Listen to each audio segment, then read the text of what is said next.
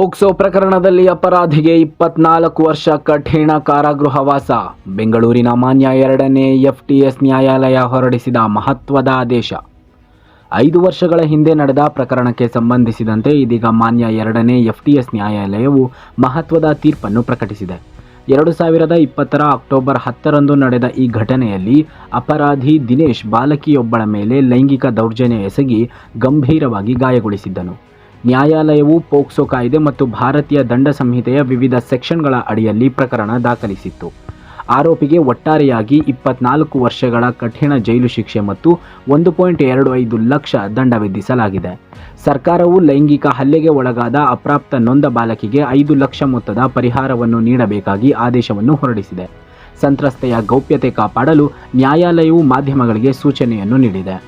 ಈ ಪ್ರಕರಣದಲ್ಲಿ ಅಭಿಯೋಗದ ಪರವಾಗಿ 2ನೇ FTSC ನ್ಯಾಯಾಲಯದ ಸರ್ಕಾರಿ ಅಭಿಯೋಜಕರಾದ ಶ್ರೀಮತಿ AV ಮಧುರ್ ಅವರು ಸಾಕ್ಷಿಗಳ ವಿಚಾರಣೆ ನಡೆಸಿದ್ದು, ಶ್ರೀಮತಿ ಜಹೀದಾ ಬಾನು ಡಿ ಕನ್ನೊಳ್ಳಿ ಅವರು ವಾದವನ್ನು ಮಂಡಿಸಿದ್ದರು.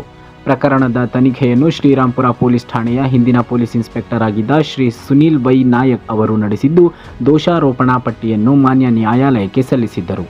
ವರದಿ ಮೋಹನ್ ಕುಮಾರ್ ಎಸ್ ನಾಯಕ್.